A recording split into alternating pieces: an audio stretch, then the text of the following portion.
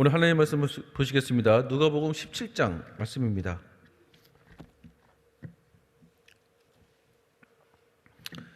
누가복음 17장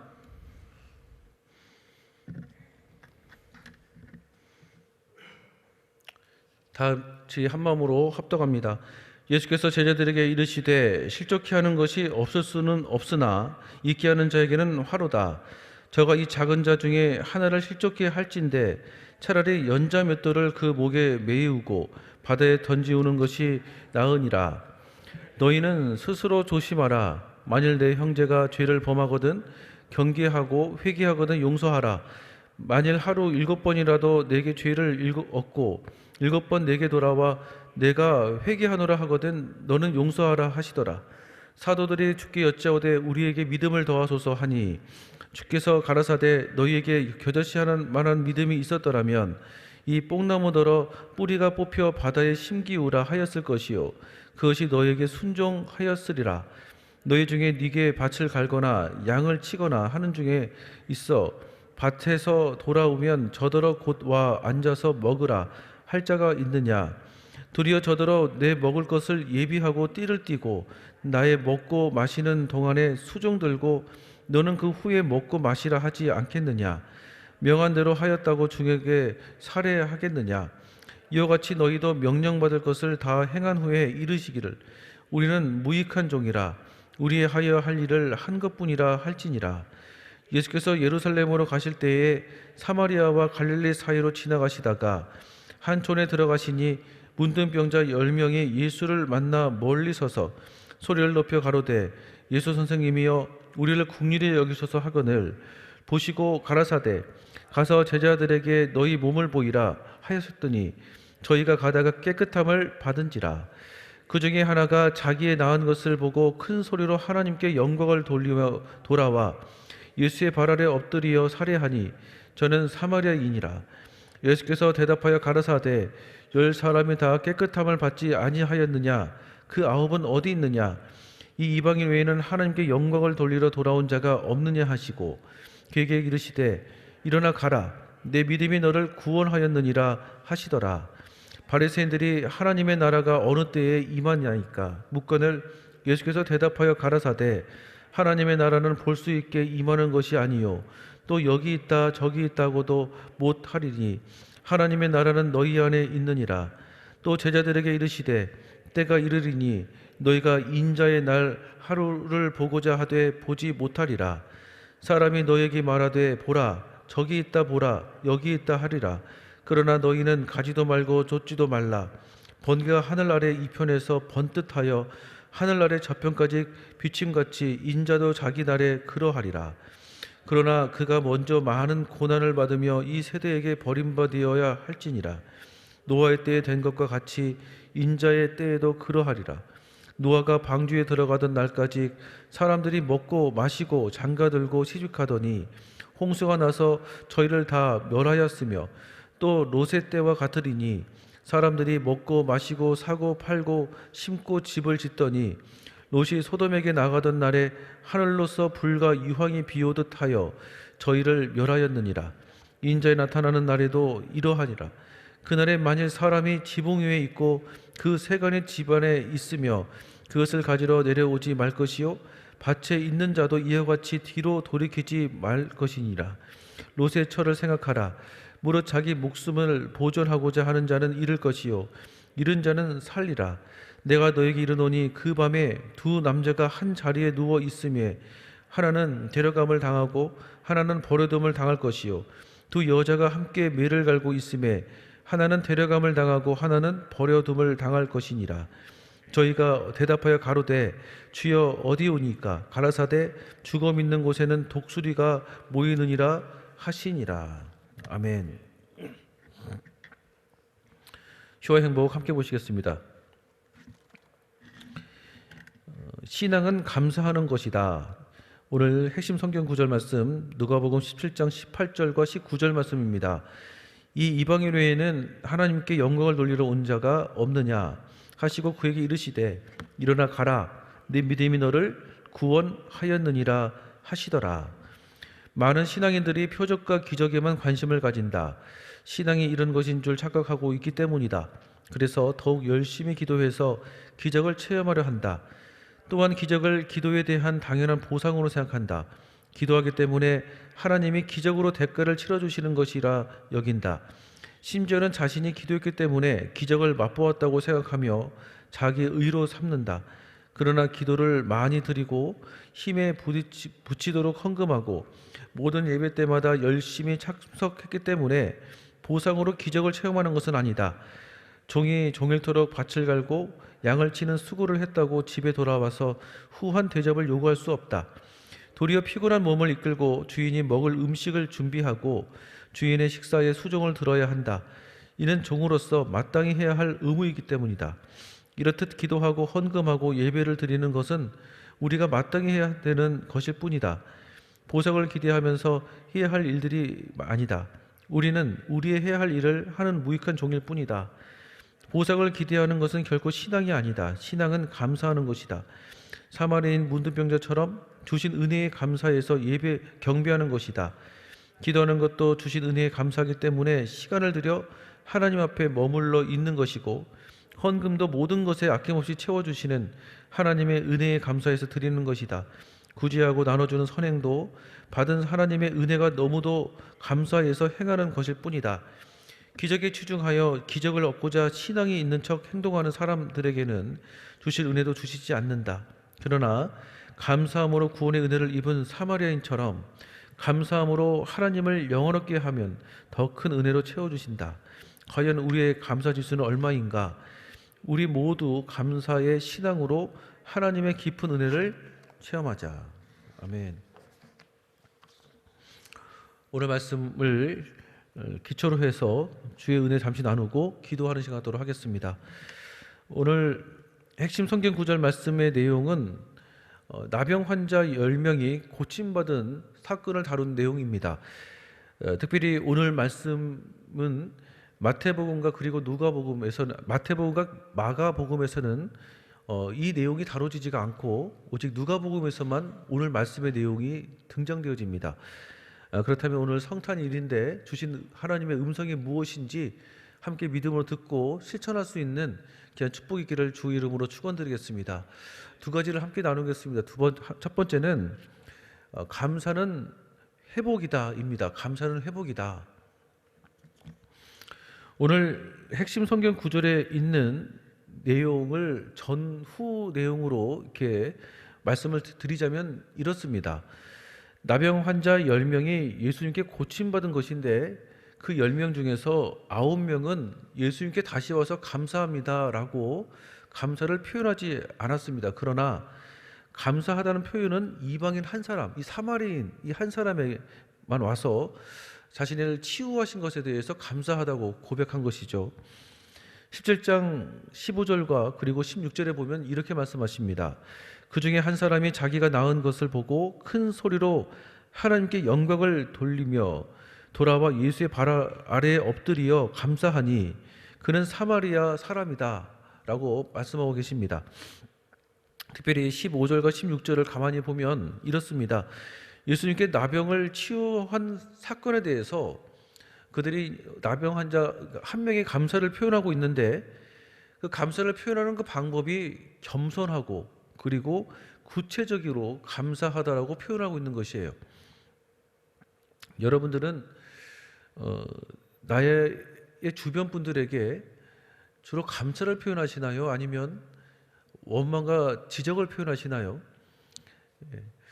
여러분의 주변 분들이 여러분들을 떠올린다면 이 사람은 참 감사를 표현하는 사람이다 라고 여러분의 이미지를 떠올리실 것 같으신가요? 아니면 이 사람은 참 원망과 불평을 참 많이 하는 사람이다 라고 여러분 스스로 여러분을 그렇게 떠올리실 것 같으신가요?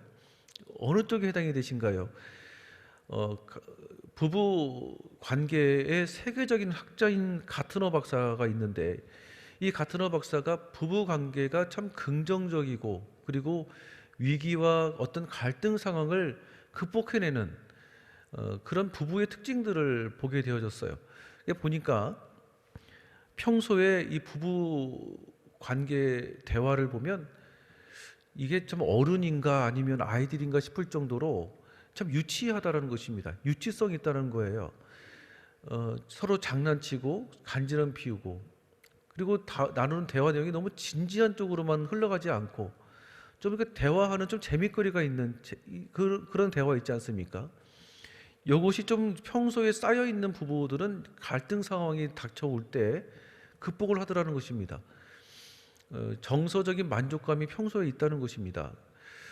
그런데 이제 갈등을 만나는 부부인데 평소에 지적과 그리고 비판을 많이 했던 부부 대화의 특징을 갖고 있었던 커플들이 갈등 상황이 딱 부딪히게 되어지면 대체적으로 쓰러지더라는 것입니다. 그것을 극복하지 못하고 이혼으로 많이 간다는 것이에요. 그리고 이혼을 하더라도 서로가 서로를 지지해 주는 것이 아니고 좀 이렇게 서로 막 원수보다 더 못할 정도로 서로 욕하고 지낸다는 것이에요. 그만큼 어떤 표현을 하는 그 표현이 긍정성이 있고 유치성이 있다는 것은 상당히 또 좋은 면이 있습니다. 제가 어느 영상을 하나 봤어요. 그 영상의 내용이 뭐냐면 어느 회사 CEO가 자꾸 회사 매출이 떨어지더래요. 그래서 직원들한테 닥달했대요. 더 열심히 일 안 하냐고. 이렇게 안 하면 다 잘린다고. 그랬나 봐요.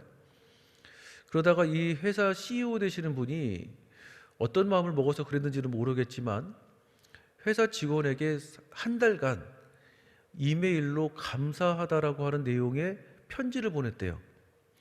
처음에 직원들이 좀 의아할 거 아니에요. 우리 사장님이 왜 그러시지? 했는데 그게 이제 한 달쯤 되어 가니까 직원들이 회사에 대한 충성심이 오히려 높아지더라는 것입니다.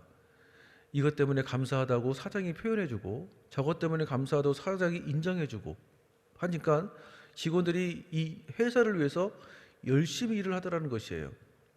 결국에는 그 직원들이 충성심과 열심으로 일을 하는 직원들이 많아지니까 회사 매출이 더 좋아질 거 아니겠습니까?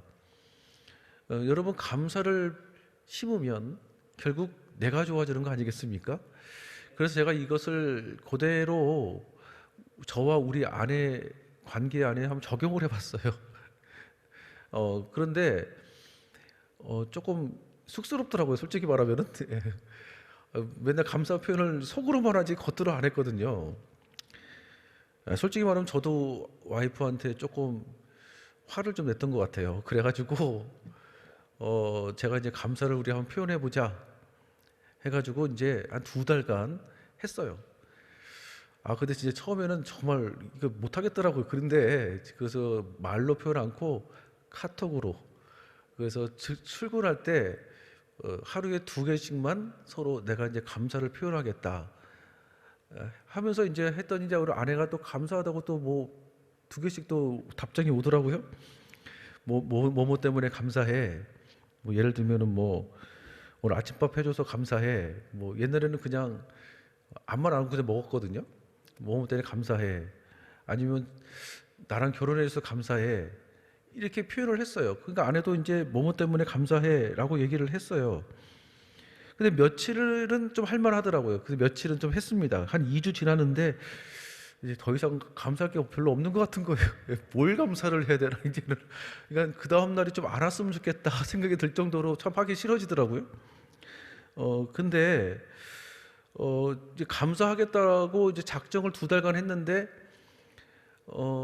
자꾸 이제는 감사거리를 의도적으로 찾게 되어지는 거예요. 제가 의도적으로 자꾸 찾게 되어지더라고요. 솔직히 오늘은 뭐를 감사해야 되나 자꾸 이게 골치가 아프기도 했었지만 또 하나님 앞에 또 결단한 부분이 있어가지고 또 감사를 표현했어요. 계속 찾으면서. 근데 조금 시간이 지나니까 제 마음속에 아내에 대해서 어떤 제 입장에서는 불편하게 느껴질 수 있는 부분이 있을 수도 있지 않겠습니까? 저도 아무리 목사이지만 근데 감사할 것을 찾기 시작하니까 제 생각이 자꾸 바뀌어지기 시작하더라고요. 감사할 것을 생각하고 찾고 그리고 고백하기 시작하니까 정말 일상의 별것도 아닌 그 작은 일들도 이것도 감사해야 되겠다라고 내일 얘기해야 되겠다라고 자꾸 생각하게 되더라고요. 아무튼 그랬어요. 그랬는데 그렇게 한 달을 지나고 또 두 달이 되어 가니까 처음에 이제 감사를 표현하겠다라고 생각하는 마음으로 시작을 했는데 조금 더 시간이 흘러가니까 이제 아내한테 미안해지더라고요. 왜냐하면 제가 생각해 보니까 가만히 생각해 보니까 우리 아내도 우리 장모님, 우리 장인어른 입장에서는 소중한 막내딸일 거 아니에요? 막내딸이거든요. 소중한 딸인데 당시 신학생이었던 나에게 결혼해서 지금까지 이렇게 함께하고 있었구나라고 생각 들어지니까 아내가 참 새로워 보이더라고요. 정말로. 기독교 신앙은 감사에 대해서 좀 강요하는 그런 부분들이 좀 있어요. 항상 기뻐하라, 쉬지 말고 기도하라, 범사에 감사하라. 이것이 너희를 향한 하나님의 뜻이니라. 여기서도 보면 감사를 말씀하고 계시는데 이걸 가리켜서 이제 일반적 계시라고도 얘기합니다. 평소에 우리가 살아갈 때 항상 기뻐하고 쉬지 말고 기도하고 범사에 감사하는 삶을 순종해 나가며 사는 것이죠. 그러면 나를 향한 특별한 계시들이 열어지는 거 아니겠습니까? 내 1년 후에, 2년 후에, 10년 후에 어떤 비밀한 계획들이 일상의 삶이 이렇게 살아나갈 때 열어지는 거 아니겠어요? 마치 아내에게 감사하다는 표현을 하면서 새로운 마음 그리고 새로운 은혜가 경험되어졌던 것처럼 그 말씀과 일맥상통한 내용이라고 생각이 들어집니다. 나병은 고통을 느끼지 못하고 죽어가는 특징이 있다고 합니다. 그래서 나병을 치유하는 사건은 실제로 나병 환자를 치유했던 사건이기도 하지만 동시에 자신이 현재 고통을 느끼지 못하면 죽어가는 영적인 상태를 의미하기도 해요. 예수님을 모르면 사실 영적으로 모두 죽어있는 존재 아니겠습니까? 우리가 모든 그런 죄인들입니다. 그런데 예수님이 그런 우리를 살려주신 거예요. 나 같은 죄인을 살리시기 위해서 십자가에서 피 흘리셔서 구원해 주신 주의 은혜, 그것을 우리가 감사함으로 고백하고 나간다면 성령 하나님께서 우리에게 갑절의 은혜를 부어줄 줄로 믿습니다. 특별히 오늘은 크리스마스 아니겠습니까? 우리를 구원하기 위해서 아기 예수로 오셔서 구유에서 태어나셨습니다. 마구간에서 태어나셨죠. 주님 안에 구유와 같은 더러운 것이 여전히 내 안에 있지만 성령님이 내 안에 역사하셔서 날마다 생명으로 탄생해 주시니 감사드립니다. 그러니 나는 오늘도 기쁘고 즐겁습니다. 오늘도 이미 승리했습니다. 오늘도 주님의 은혜가 있기 때문에 나는 이미 감사합니다 라고 고백하면 성령 하나님의 기름 부으심이 함께할 줄로 믿습니다. 두 번째로는 모든 사람에게 해당되어지는 사랑이라는 것입니다. 나병 환자 10명이 예수님께 나왔습니다. 그런데 한 사람도 빠짐없이 다 치유받았어요. 사람들은 감사한 마음을 잘 표현하지 못하는 것이 보편적인 현상이자 보편적인 죄성이 아닌가 하는 생각도 들어지기도 합니다. 중요한 것은 우리가 있는 모습 그대로, 못난 모습 그대로 예수님께 나오면 예수님이 나를 새롭게 해주시는 것입니다. 그리고 그 사랑이 우리 모두에게 해당되어지는 사랑이라는 것이에요. 오늘도 예배를 드리고 있는 모든 성도분들, 예수님이 사랑하십니다. 그리고 그 사랑이 한 사람도 빠짐없이 해당되어지는 사랑이라는 것이에요. 17장 19절에 보니까 그에게 이르시되 일어나 가라 내 믿음이 너를 구원하였다 라고 말씀하고 계십니다.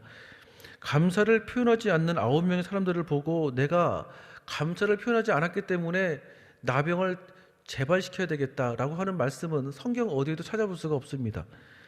그런 와중에 감사를 표현한 사마리아 사람에게는 내 믿음이 너를 구원하였다라고 말씀하고 계세요. 하나님의 사랑의 범위가 유대인에게만 해당되는 것이 아니라 이방 모두에게, 모든 열방과 민족에 해당되어지는 사랑이다라고 하나님의 사랑의 범위를 말씀하고 있는 것입니다. 누구든지 예수님 앞에 나오면 예수님은 우리의 조건으로 나를 판단하지 않으시고 크신 사랑으로 내 믿음이 너를 구원했다고 나의 믿음을 인정해 주시고 나의 믿음을 칭찬해 주십니다. 그리고 새로운 치유에 대해서 주님이 확신을 내게 허락해 주세요. 오늘 여러분 기도하실 때 내 믿음에 대한 확신과 치유에 대한 은혜를 경험하기를 축복합니다. 오늘도 기도하실 때 나를 있는 모습 그대로 사랑하신 하나님, 그 사랑 안에서 구원의 확신을 갖게 해주시니 감사드립니다. 내게 성령의 은혜를 부어주니 그 믿음과 확신을 내게 허락해 주셔서 감사합니다 라고 고백할 수 있는 귀한 시간이 되어지기를 주의 이름으로 축원드리겠습니다. 주님, 나를 치유하여 주옵소서. 주님, 나를 새롭게 해 주시옵소서. 주님의 영광이 늘 함께 해 주시옵소서. 기도할 때 저와 여러분의 삶 속에 하나님의 구유의 은혜가 늘 새로워질 줄로 믿습니다. 기도하겠습니다. 살아계신 하나님, 감사합니다. 주님의 성령께서 우리와 함께 계셔서 오늘도 구유의 은혜, 하나님의 놀라우신 절대적 사랑의 은혜를 기억해 주시고 경험해 주시니 감사드립니다. 하루하루가 주님 안에서 감사가 되게 하여 주시고 모든 사랑의 속에 해당되어지는 나임을 기억하여 주셔서 내가 얼마나 가치 있고 소중한 존재인지 늘 기억해 나갈 수 있는 귀한 축복이 되게 하여 주시옵소서. 예수님의 이름으로 기도드립니다. 아멘.